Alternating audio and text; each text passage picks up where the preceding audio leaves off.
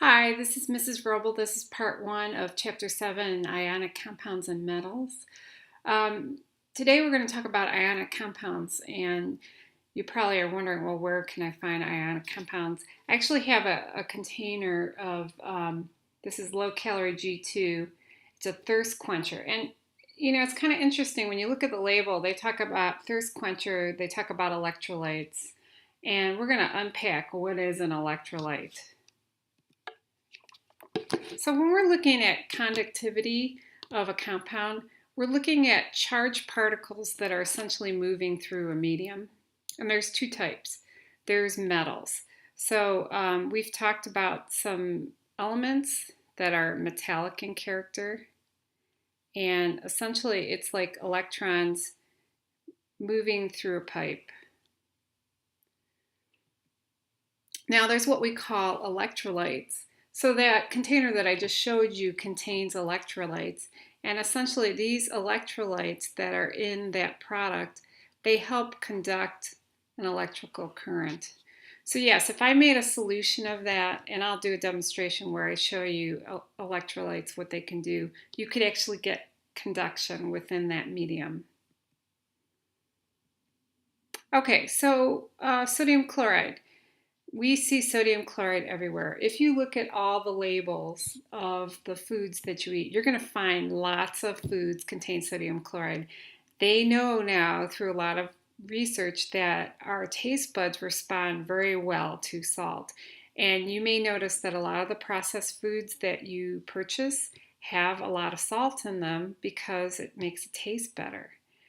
Now with the salt, we are talking about a positively charged sodium ion, so Na+, and then we have a negatively charged chlorine ion. Do you remember, what do we call the negatively charged ion?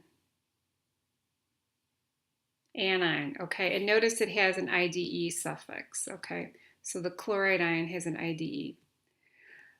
Here are some very generic ions. Notice they're monoatomic, so that means there's only one. We're going to talk about more than one. We call them polyatomics.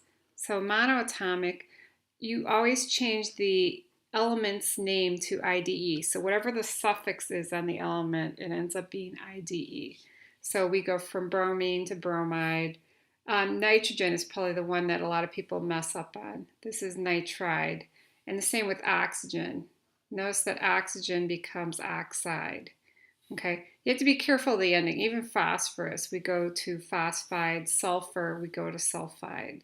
So you want to just train yourself, whatever the ending is, you're going to delete that and add IDE. Okay, so for ionic compounds, we know metals tend to form cations, nonmetals tend to form anions. We've seen that before. When you have a metal bonding to an anion or a nonmetal, we always call that an ionic bond, okay?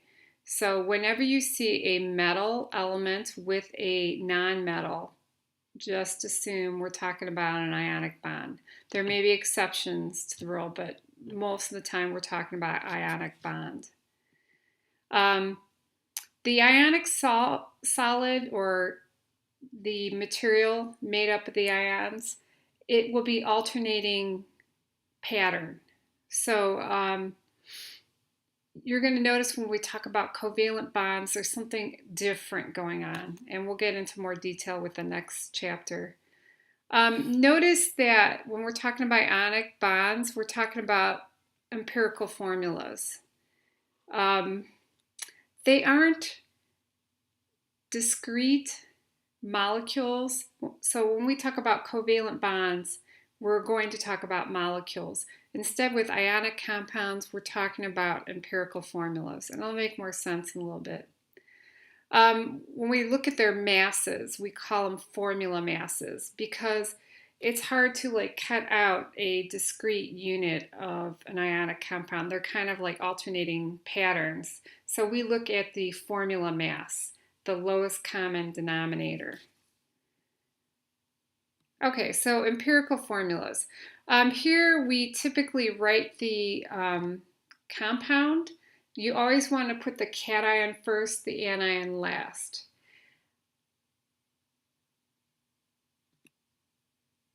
And then when you write the formulas of ionic compounds, you're always going to name the cation first, the anion last. Notice that the anion always ends in IDE, whereas the cation, you don't change the name of the element. Okay, what I'm going to do is I'm probably just going to do a few of these, and I will have you do, let's see. So I'm going to do these first three, and I think what I'll have you do is you're going to do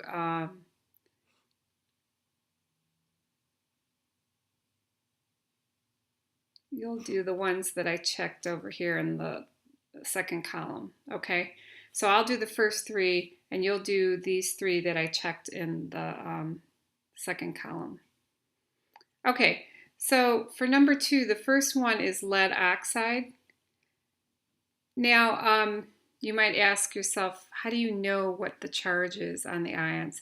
Well, the good news is you can look at the periodic table, and let me show you an example of that.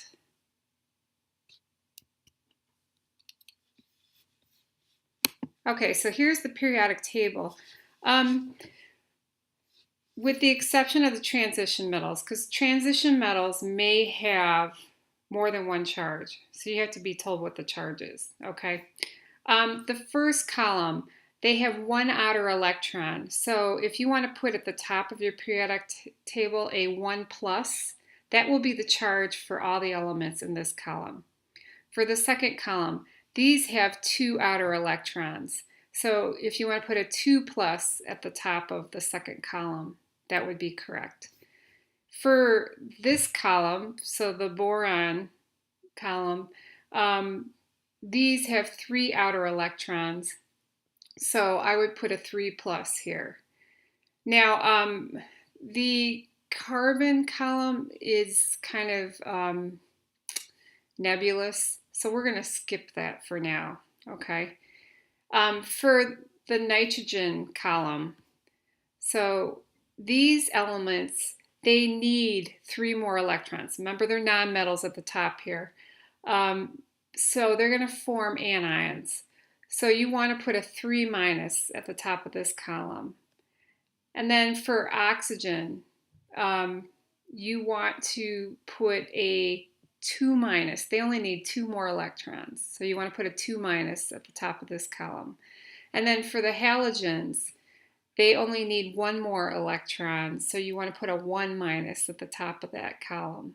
Now remember, these are noble gases, so the noble gases, we don't worry about their charges. They're not involved with ionic bonding.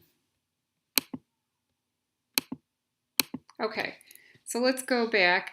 The first compound I'm going to draw is lead sulfide. I'm sorry, lead oxide. Okay, so this lead has a charge of 2 plus, and its anion has a charge of a 2 minus. Now, the way I draw the formulas, I use a system called crisscross. So here I bring the 2 down here and the 2 down here. These become subscripts. So if I want to write this as PB2O2. Now, I'm going to tell you something right now. When they have the same subscript, you want to reduce it down. So technically, you don't want to leave it at that. You want to write PBO. So that is the lead oxide formula. Now the next one I have is potassium sulfide. So potassium, it's in the first column of the periodic table, so it has a charge of K+. And then sulfur, sulfur is in the same column as oxygen, so its charge is a 2-. So when I write these, I would do the crisscross again. I have a 2 here and a 1 here. So this becomes K2S. Why am I doing this? Well, I'm actually creating a neutral atom. If you were to add two 1 plus charges, so let me just draw a equation here. Two 1 plus charges plus a 1 2 minus charge, it should equal 0. If it doesn't equal 0, you probably didn't include the right number of ions. Okay, the last one I'm going to go over with you is gallium. Gallium has a 3 plus charge, and then iodide has a 1 minus charge. So when you write this out, you have gallium, there's an understood 1, and then iodine has a 3 charge. And just to prove it to ourselves, we're going to do a 1 3 plus charge plus 3 1 minus charges should equal 0. And it does. Okay, so like I said, you're going to do those 3 that I checked off. Okay, so empirical formulas. Empirical formulas, we're looking at potentially what we call polyatomic ions, and you will be given a chart of the polyatomic ions, so the good news is you don't have to memorize them. Polyatomic ions have 2 or more atoms together, and in that ion is an overall charge. So like ammonium has a 1 plus charge. Phosphate, so notice it's phosphorus and oxygen, has a 3 minus charge. So that 1 phosphorus surrounded by 4 oxygen, it has a 3 minus charge. So you may see a positive charge. A lot of these polyatomic ions tend to have negative charges. Okay, so when you write the empirical formula, you cannot change the subscripts of the polyatomic ions. So for that polyatomic ion, let's just go back. That means here where you see the number 4, you can't change that. Same with ammonium ion, you cannot change that. You have to leave it at that. That's what makes it unique. Okay, the only thing you can change is anything outside of that polyatomic ion, and you must surround the polyatomic ion with parentheses, because if you don't, you're going to lose track of what is part of that polyatomic ion. And then you will write formula masses. Okay, so I am going to do the first 3, and you're going to do the last 3. Okay, so here we go. Once again, you're going to do crisscross because you're trying to create a neutral ion. So this 1 will go down here, this 1 will go down here. Now, because it's understood, you can actually write it as KHSO4. I'm not even using parentheses, okay? So it's understood there's 1 phosphorus and there's 1 polyatomic ion. If you were to add up all of the masses for this, I got a formula mass of 136.2. Okay, so here we have aluminum oxalate, and once again, this oxalate will be in your table that you'll be given. You don't have to memorize it. So there's a 2 down here and a 3 down here, and this becomes Al.